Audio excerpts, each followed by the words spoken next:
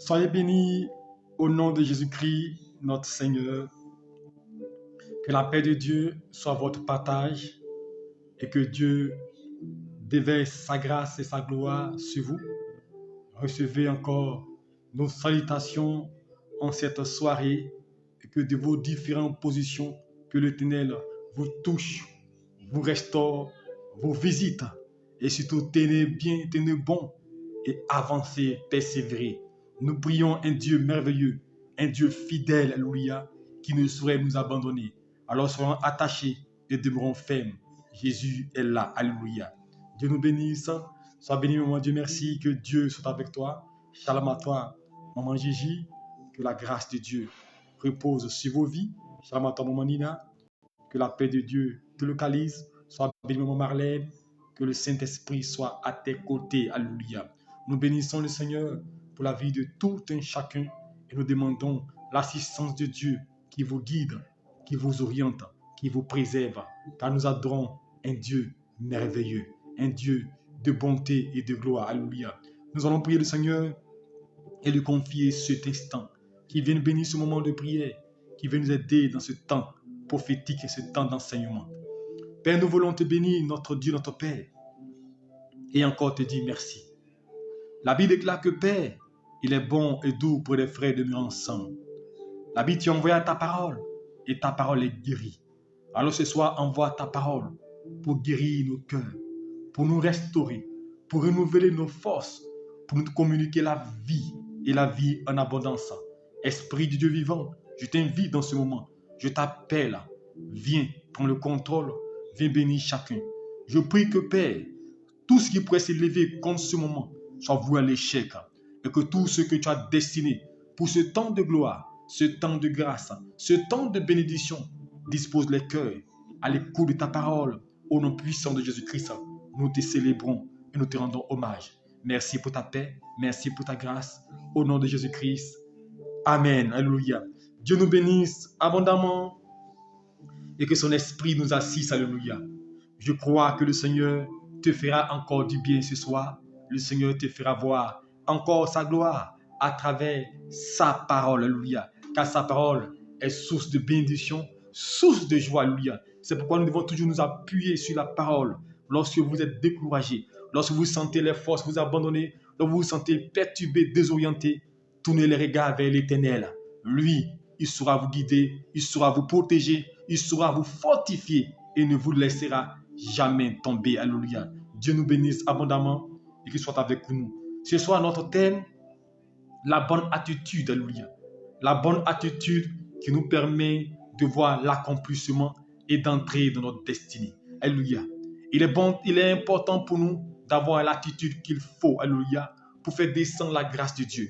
L'attitude qu'il faut pour entrer dans la présence de Dieu. Car c'est l'attitude qui nous permettra de voir l'Éternel agir dans nos vies. Parce que Dieu tient compte de notre attitude, de notre manière de faire, alléluia. Alors, on pourrait définir l'attitude comme la manière de se tenir, alléluia. Le comportement que tu as face à une situation, la position que tu as dans des moments difficiles, alléluia. L'attitude peut définir, alléluia, la posture que tu prends, alléluia, quand tu es en face d'une situation. La posture, la manière de tenir, la manière de faire, la manière d'agir, alléluia. C'est là qu'on peut parler d'attitude, alléluia. Alors chacun de nous doit avoir une attitude, une bonne attitude. Surtout en cette fin d'année, notre attitude doit être exemplaire. Notre attitude doit attirer la faveur, doit faire descendre la grâce de Dieu sur nos vies. Alors ce soir, à travers notre message, nous verrons comment l'attitude, alléluia, à travers l'attitude, Dieu descend nous visiter et nous restaurer, alléluia. Nous allons lire notre Bible dans Ésaïe chapitre 38. Ésaïe 38, à partir du verset 1er. Et il est écrit, en ce temps-là, Ézéchias fut malade à la mort. Et le prophète Ésaïe, fils d'Amoz, vint auprès de lui et lui dit, ainsi parle l'Éternel, donne tes ordres à ta maison, car tu vas mourir et tu ne vivras pas. Ézéchias tourna son visage contre le mur. Il fit cette prière à l'Éternel, ô Éternel, souviens-toi que j'ai marché devant ta face avec fidélité et intégrité de cœur, et que j'ai fait ce qui est bien à tes yeux. Ézéchias répandit d'abondantes larmes. L'attitude est essentielle, alléluia. Et dans le premier cas de figure que nous venons de lire, nous avons remarqué que la Bible nous parle d'un homme. un homme qui a marché dans les pas de Dieu. Un homme qui a une attitude positive lorsqu'il est venu à Dieu.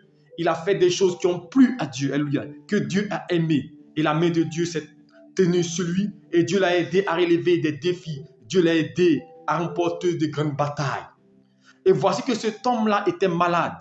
Et étant malade, dans sa maladie, Dieu envoie un prophète lui dire qu'il allait mourir, que c'est fini pour lui, qu'il devait préparer ses héritiers, donner des ordres à sa maison, car il n'y avait plus d'espoir pour sa vie.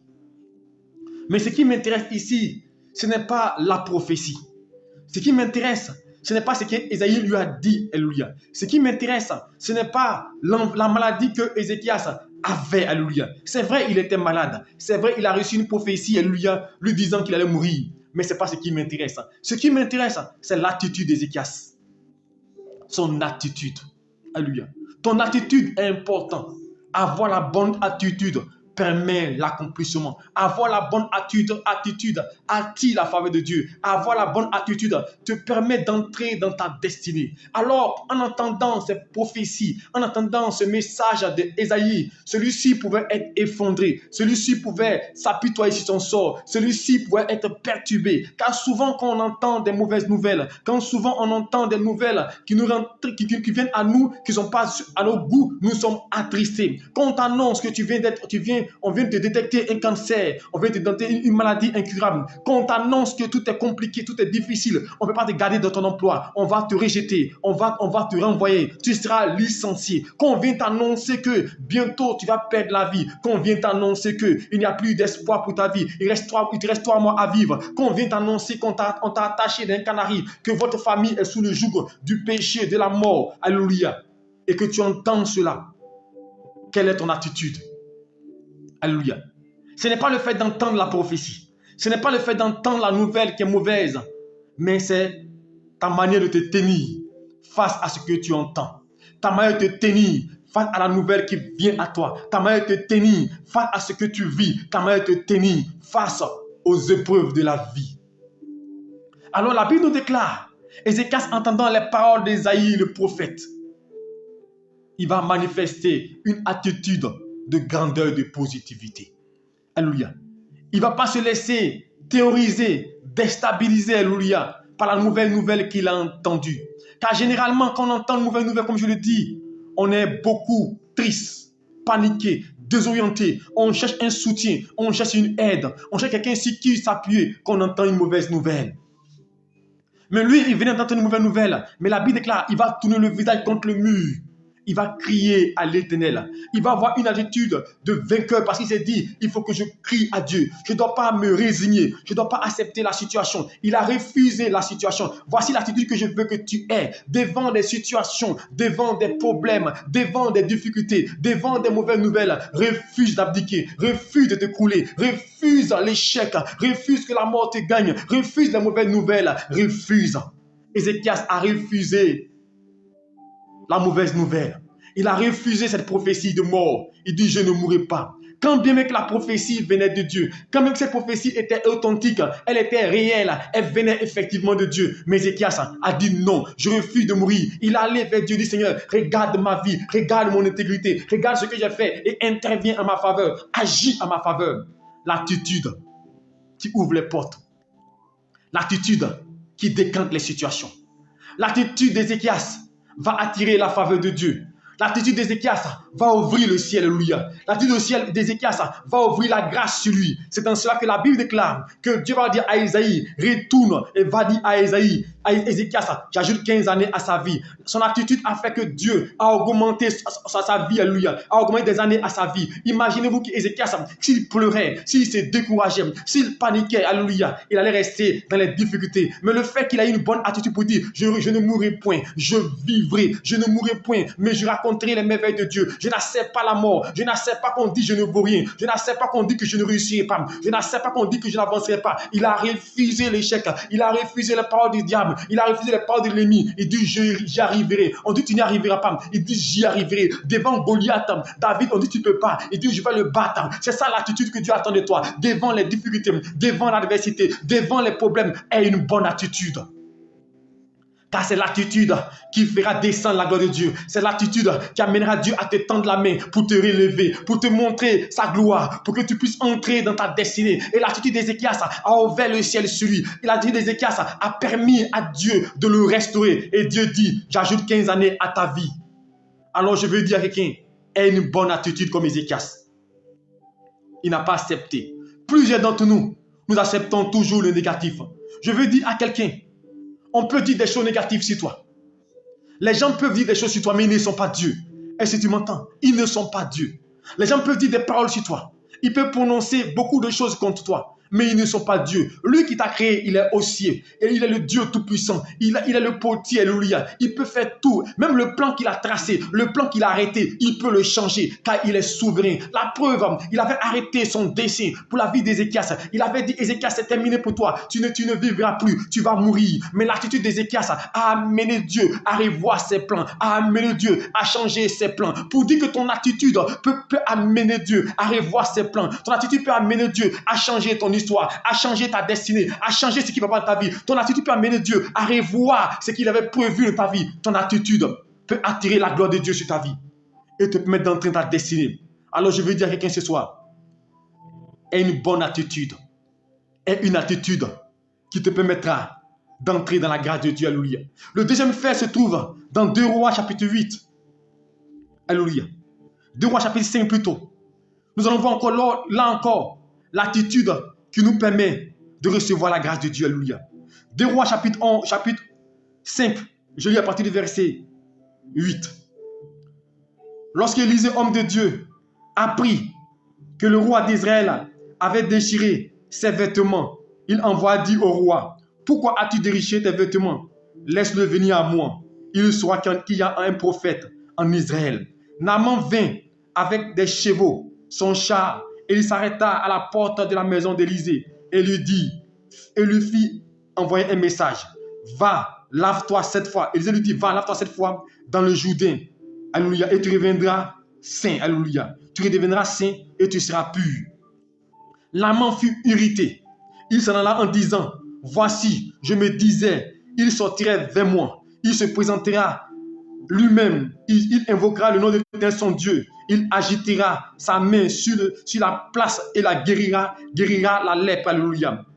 Les fleuves de Damas, l'Arabie et le Papa ne valent pas mieux que toutes les eaux d'Israël. Ne pourrais-je pas m'y laver et devenir pur? Il s'en retournait et partait avec fureur.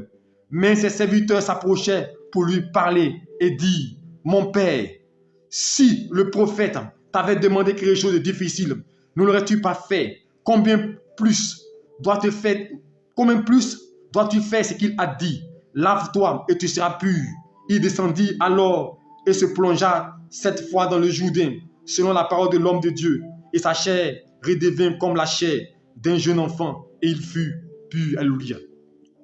Ton attitude est essentielle. Voici un homme nommé Naaman. Naaman était chef de guerre. Naaman était un homme important. Alléluia. Alléluia. Et voici qu'il va aller voir, alléluia, un peuple comme le prophète Élisée pour lui dire, il faut que tu viennes prier pour moi, pour me sauver, tu viennes m'aider. Alléluia. Alors Élisée va lui dire, il ne va pas sortir, il va dire, va te laver dans le Jourdain. Vous savez, souvent, beaucoup de gens ratent des grâces, des bénédictions, parce que souvent on s'attend à un homme de Dieu, selon ce qu'on veut, selon ce qu'on désire. Alléluia. Dieu peut donner une indication à un homme de Dieu pour te dire, va faire telle chose, va poser tel acte, alléluia. Mais tu dis, mais comme je voulais qu'il me reçoive comme ça, je voulais qu'il fasse comme ça, alléluia. À cause de cela, je suis fâché. À cause de cela, je ne ferai pas telle chose. Laisse-moi te dire, ton attitude est essentielle dans l'acquisition de ta grâce pour entrer dans ta destinée. Élisée dit à Naaman, va te laver dans le Jourdain 7 fois. Et au début, Naaman a une attitude. Tu aurais pu lui coûter la guérison. Tu aurais pu coûter la bénédiction. Tu aurais pu coûter beaucoup de choses. Il était fâché, alléluia. Mon frère, ton attitude peut t'élever. Elle a la bonne attitude. Au départ, il a eu une mauvaise attitude. Une mauvaise attitude, il a commencé à se plaindre. Pourquoi le prophète n'est pas sorti à sa rencontre? Pourquoi le prophète ne l'a pas reçu? Pourquoi il n'a pas prié longtemps pour lui? Pourquoi il n'est pas venu à son secours? Lui, en Israël, comme là où il est en Assyrie, il y a des grands eaux là-bas, il a des piscines, il a tout à sa disposition. Pourquoi on lui demande d'aller se laver dans le Jourdain en Israël? Au début, il a une mauvaise attitude. Mais cette mauvaise attitude pouvait lui porter préjudice. Je vais vous dire une chose, la mauvaise attitude peut t'arrêter, alléluia, sur le chemin de ton succès. La mauvaise attitude peut empêcher la gloire de descendre. La mauvaise attitude peut bloquer ta bénédiction. La mauvaise attitude peut empêcher la gloire de descendre. La mauvaise attitude peut te priver d'une grâce, te priver d'une bénédiction, te priver d'un succès. La mauvaise attitude peut t'amener à ne pas rentrer dans la grâce de Dieu. Parce que la Bible déclare, Dieu résiste aux orgueilleux.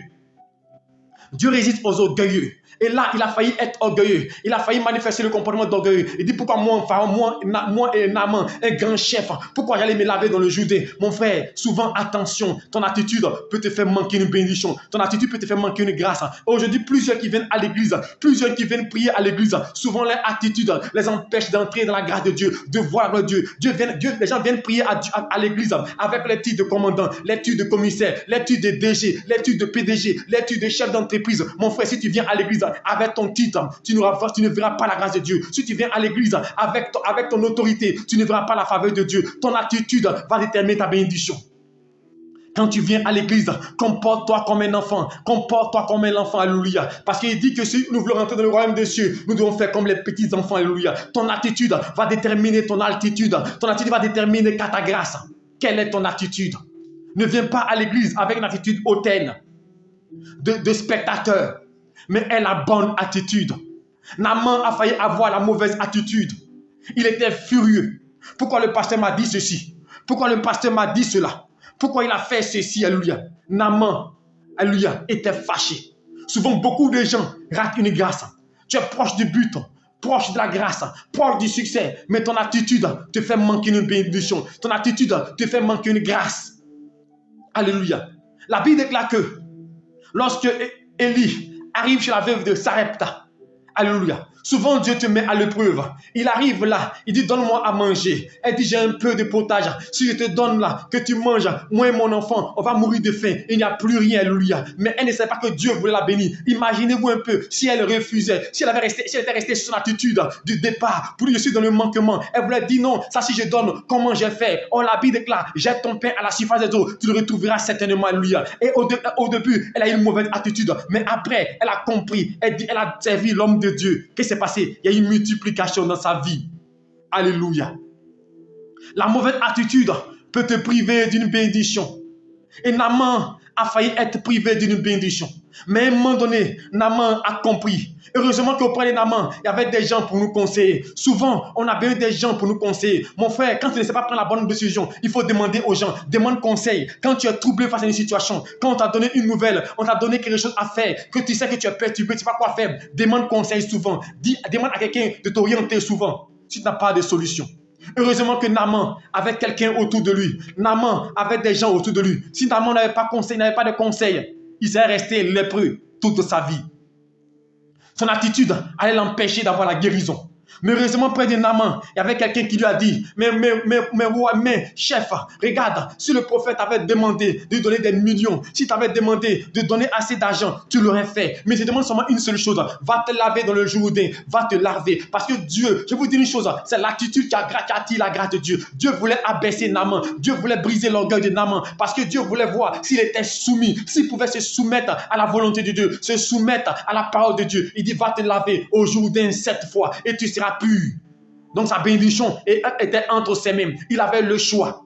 Ça dépendait de lui, de son attitude. Il avait le choix de se laver dans le Jourdain ou pas, ou de retourner en Assyrie. Alléluia. Il avait le choix. Tout dépendait de lui. Je vais te dire une chose, tout dépend de toi. Dieu a mis ton succès, Dieu a mis ta grâce, Dieu a mis ta bénédiction, Dieu a mis tout entre tes mains. Ça dépend maintenant de ton attitude. Qu'est-ce que tu dois faire? Ça dépend de ton attitude. Alors Naaman a compris que il devait prendre la bonne décision. Il devait bien se tenir. Il devait marcher d'une manière qui allait lui permettre d'entrer dans sa grâce. Alors il va s'abaisser. Alors il va s'humilier. Alors il va aller dans le Jourdain, se laver conformément à ce que l'homme de Dieu avait dit. Il va suivre la voie de Dieu. Il va suivre la voie de Dieu en obéissant à Dieu. Souvent ton obéissance seule peut te sauver. Ton obéissance seule peut t'aider. Laisse-moi te dire, ton attitude est essentielle. Aie une bonne attitude. Aie une bonne attitude. Et Naaman a accepté de se soumettre. Quand il a accepté, la Bible déclare, après s'être lavé cette fois dans le Jourdain, Naaman a été purifié de la lèpre. Il a eu la bonne attitude après et son histoire a changé.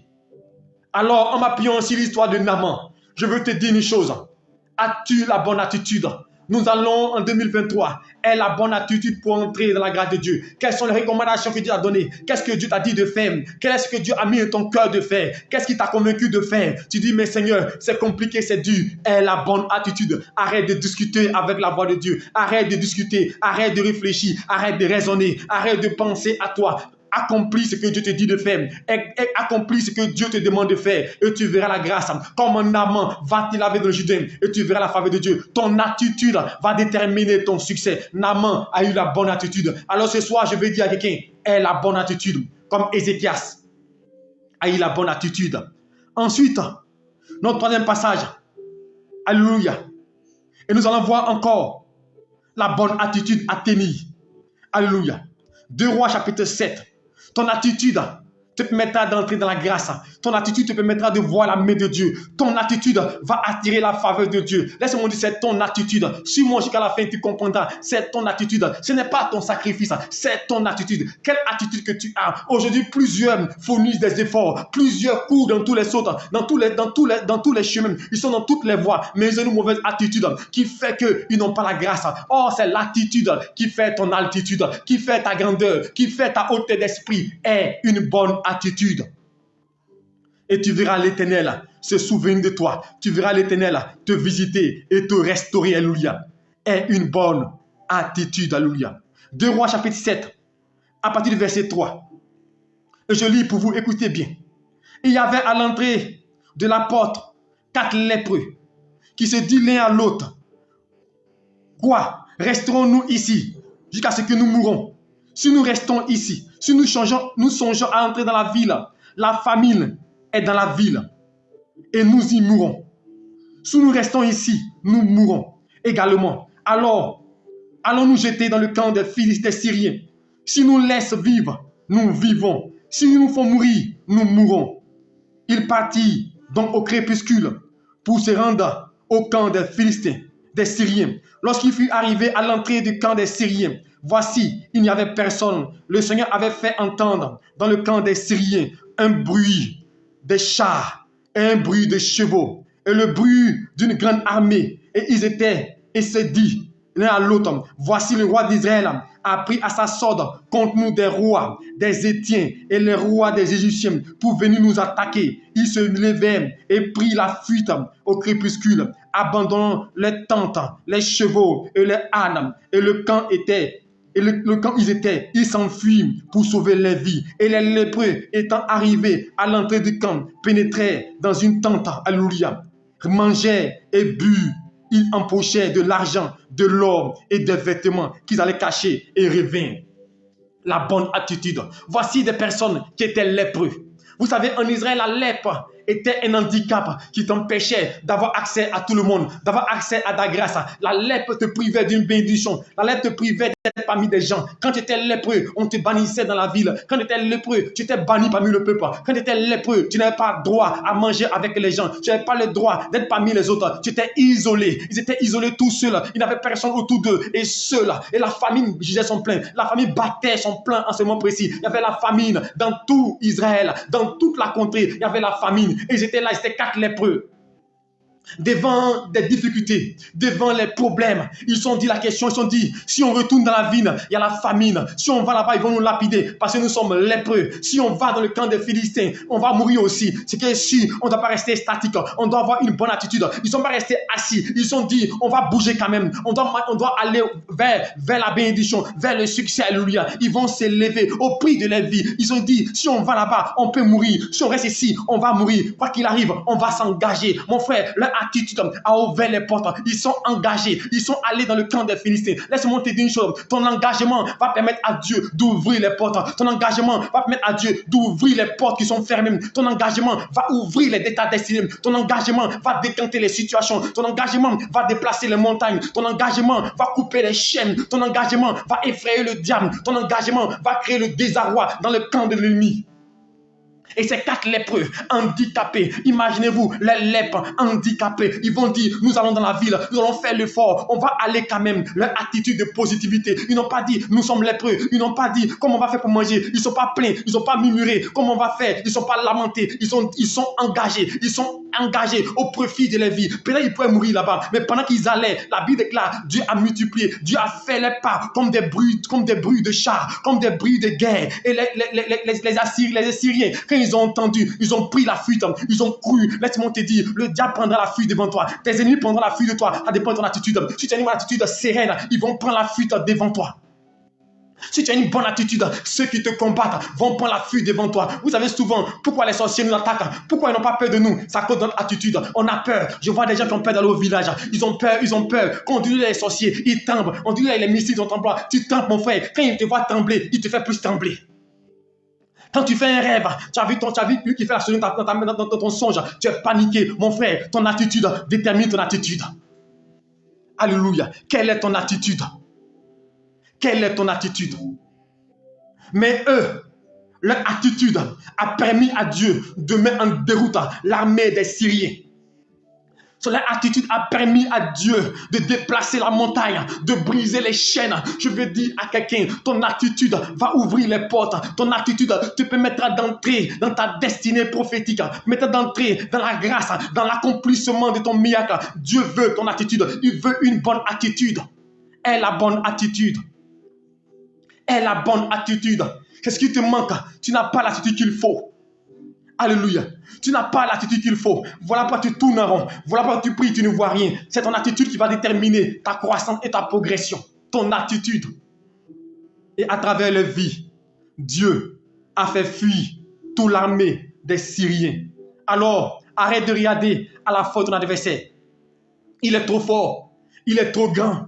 Lorsqu'ils sont allés explorer Jéricho, quand ils sont partis là-bas, la Bible déclare, les 10 espions, quand ils vont voir l'armée de Jéricho, quand ils vont voir les armes, quand ils vont voir les capacités, ils vont voir une attitude défaitiste, ils vont nous tuer, ils vont nous frapper, ils vont nous chicoter. Quand tu sens un mal, non, ils m'ont attaqué hier. Quand tu vois un sorcier, quand tu vois un cafard, tu trembles en même temps. Quand tu vois une petite maladie, quand tu vois ton sommeil, ton fatigue, tu trembles en même temps. Tu es perturbé. Et les 10 espions ont été perturbés, ont été désorientés. Ça les a conduits à périr. Ça les a conduits à ne pas rentrer à Canaan. Mais Josué et Caleb, dans les difficultés, devant l'adversité, ils ont dit, notre Dieu peut les battre, on peut les vaincre, rien ne nous arrivera, nous serons vainqueurs. Leur attitude leur a fait échapper à la mort. Ils sont 2. Ils sont rentrés à Canaan à cause de leur attitude. Est-ce que vous comprenez? À cause de leur attitude, ils sont rentrés dans la génération. Ils sont les 2 seuls à être rentrés à Canaan.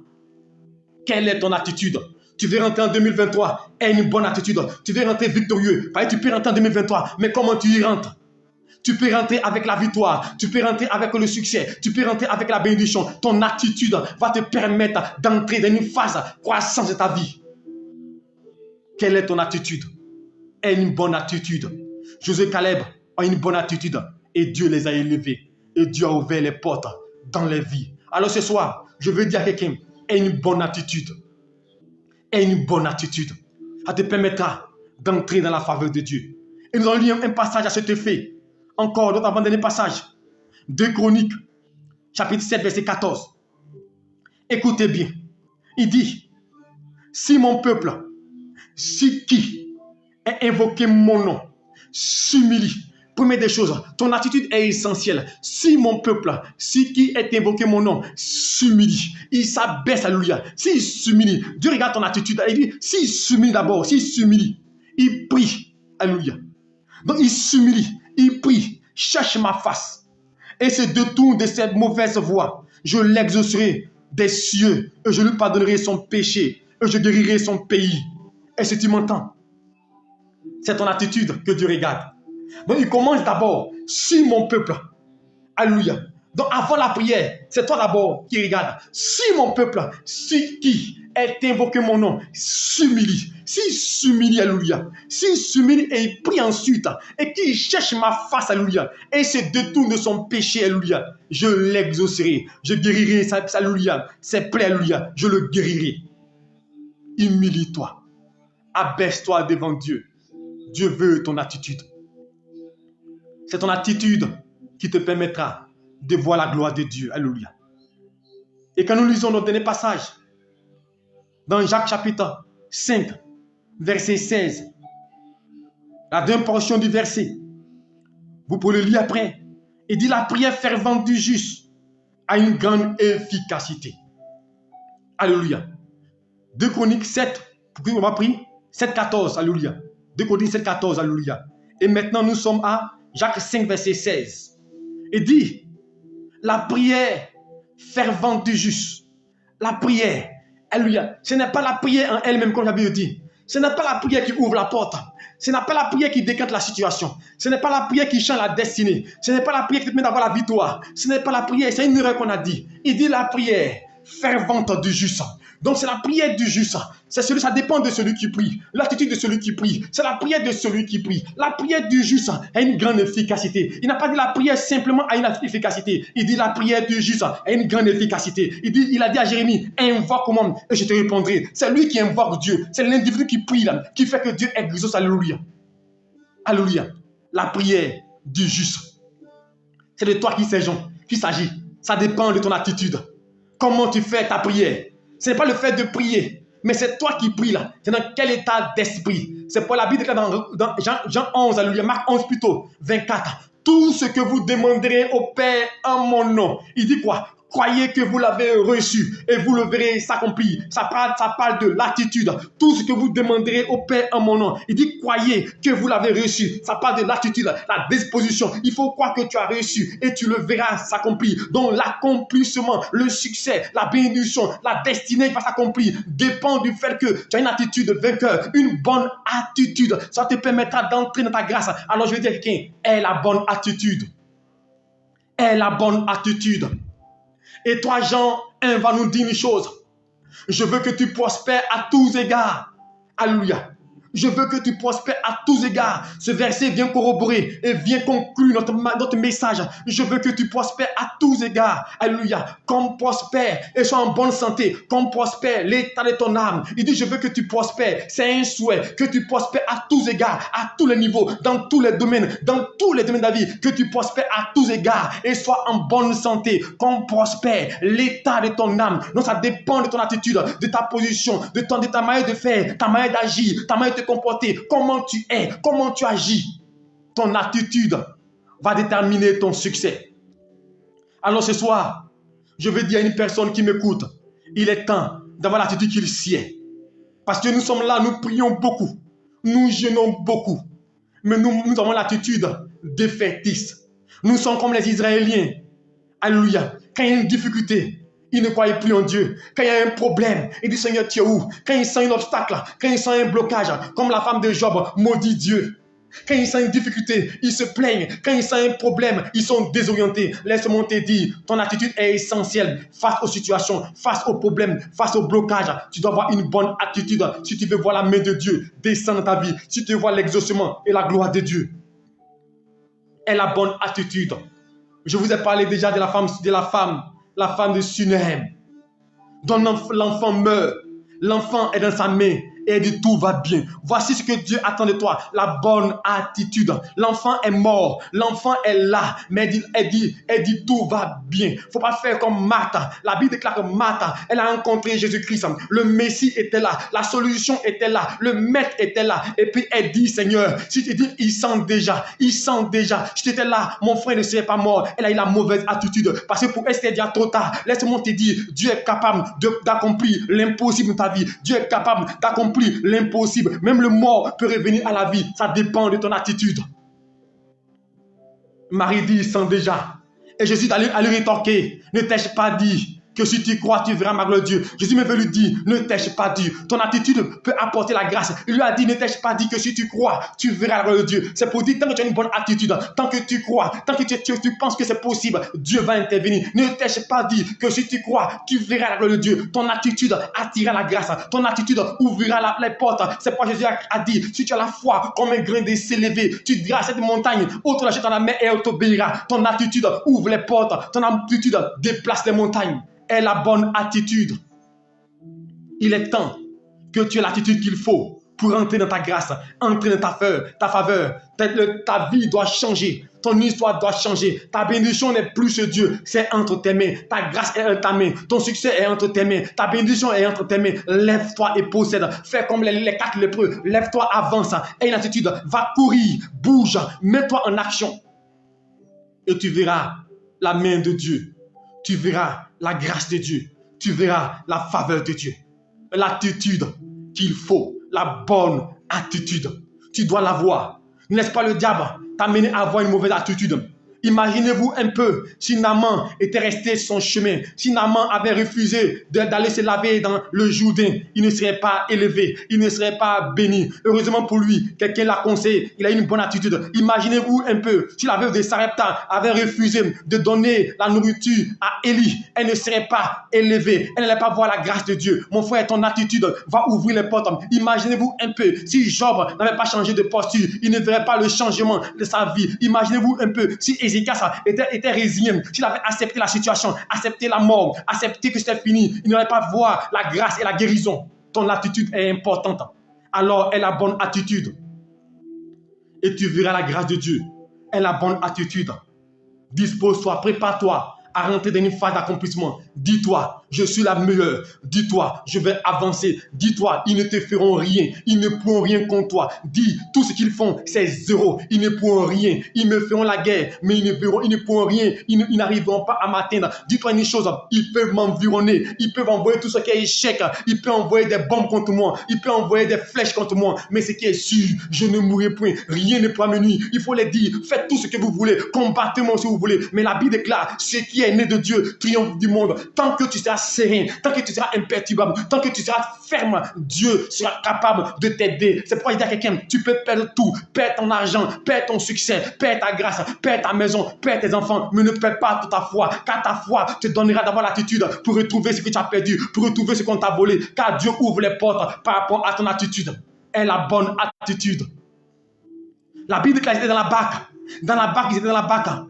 Et le vent a commencé à souffler.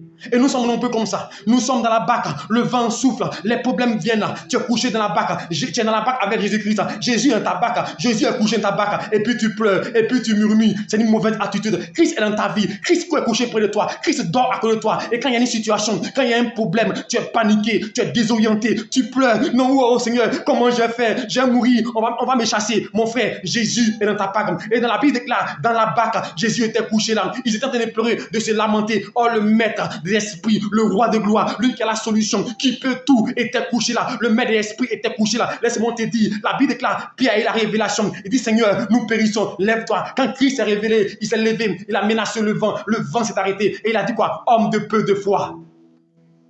Chrétien, ton attitude empêche Dieu d'agir. Ton attitude empêche la grâce de Dieu. Il est temps que tu changes d'attitude. Dieu est dans ta vie. Christ est dans ta vie. Et puis tu paniques. Et puis tu penses que tu n'auras pas la grâce. Tu n'auras pas d'enfant. Tu n'auras pas de travail. Tu n'auras pas d'avancée. Tu n'auras pas de croissance. Mon frère, laisse-moi te dire. Même si tu dois vieillir, Dieu, ce qu'il a dit, il va l'accomplir. Il faut dire à Satan, dire au diable, tant que Dieu ne me bénit pas, je ne mourrai point. Dis à Satan, il faut faire tout. J'enfanterai. Il faut faire tout. Même à 50 ans, j'aurai mon premier emploi. Il faut faire tout. Je vais construire. Dis à Satan, je réussirai. Il faut les dire, n'accepte pas les pensées, n'accepte pas les paroles, n'accepte pas ce qu'ils te disent. Il faut refuser, il faut dire, j'y arriverai, j'y avancerai. Si 4 lépreux, à travers 4 lépreux, Dieu a chassé une armée de Syrie. Laisse-moi te dire, Dieu à travers toi peut changer l'histoire de ta famille. À travers toi peut mettre en déroute toutes les forces du mal qui se liguent contre toi. Alors il est temps que tu comprennes que tout dépend de ton attitude, tout dépend de toi. Réveille-toi, tu es un héros. Il dit réveille les héros, tu es un héros, une héroïne. Lève-toi, ta vie est entre tes mains, ton histoire est entre tes mains. Tu dois changer les choses. Prends la clé, ouvre les portes et entre saisis, prends ta grâce, car Dieu t'a déjà béni. Change d'attitude. Aie la bonne attitude et tu verras la grâce de Dieu. Alors ce soir, je vais simplement dire à quelqu'un qui m'écoute, ton attitude est essentielle. Arrête de pleurer, arrête de te lamenter, ça ne changera rien. Vous savez, j'ai compris dans ma vie que tu pleures pas. Tu as un problème, quand tu t'inquiètes là, est-ce que ça va changer? Quand tu as une situation, quand tu pleures, est-ce que ça va changer? Imagine-toi par exemple, la fin du mois arrivée, tu n'as pas d'argent pour payer ton loyer. Laisse-moi te dire, quand tu vas pleurer là, et puis l'argent va venir, et puis tu vas payer ton loyer. Tu as un mal, on vient te détecter un mal, une douleur, et puis tu es assis, et puis Seigneur, et puis tu pleures, et puis le mal va guérir. Mon frère, non. On vient dire, on va te licencier bientôt. Et puis tu es là, tu es paniqué, tu pleures. Et que quand tu as fini de te lamenter là, et puis le patron va dire, non, tu fais pitié, je vais encore augmenter. Non. Ton attitude est essentielle. Est la bonne attitude devant l'adversité, devant les situations, devant les problèmes, devant l'assaut du diable, devant tout son ennemi. Dis à Satan, je n'abdiquerai point, je ne renoncerai point, je ne renoncerai point. Alléluia, je ne jetterai pas l'éponge, je ne jetterai pas l'éponge. J'aurai la bonne attitude, j'évoluerai, j'avancerai, j'accomplirai ce que Dieu m'a dit, j'accomplirai ma destinée, quoi qu'il arrive. Laisse-moi te dire, Dieu a dit à Abraham qu'il aurait enfant. 25 ans se sont écoulés, mais Dieu s'est manifesté, Dieu agit. Laisse-moi te dire, n'est-ce pas Satan, te perturber, te désorienter, ton âge a avancé, il y a ménopause, tu as avancé depuis longtemps, il n'y a pas mari, il n'y a pas enfant, dis à Satan, tu as échoué. Dieu est le maître des temps et des circonstances. Tant que tu as la bonne attitude, Dieu va te bénir, Dieu va changer ta destinée. Aie la bonne attitude et laisse-toi conduire par le Saint-Esprit. Humilie-toi devant Dieu, bannis l'orgueil de ton cœur, bannis l'orgueil de ta vie, abaisse-toi. Ça ne sert à rien d'être orgueilleux. Je disais à quelqu'un, je dis souvent les gens sont remplis d'atouts, remplis de connaissances, remplis de dons. Mais vous savez pourquoi ils n'évoluent pas? À cause de l'orgueil. Je connais plein de gens qui sont remplis d'atouts. Je connais des gens qui ont la capacité. Ils sont très intelligents. Ils ont beaucoup de connaissances, beaucoup de relations. Mais leur vie est limitée. Ils n'évoluent pas. Vous savez pourquoi? À cause de leur attitude.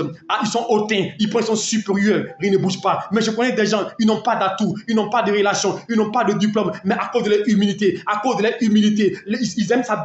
Dieu les élève. Dieu ouvre les portes. Ils progressent dans la vie. Ils sont stables. Ton attitude va te lever. Aie la bonne attitude et Dieu te bénira. Que Dieu te bénisse. J'espère que ce message, tu vas encore le réécouter et comprendre que si tu veux rentrer dans une nouvelle ère, une nouvelle saison, une nouvelle bénédiction, aie la bonne attitude et Dieu va te restaurer. Père, je bénis ton nom et je te rends grâce pour ta parole.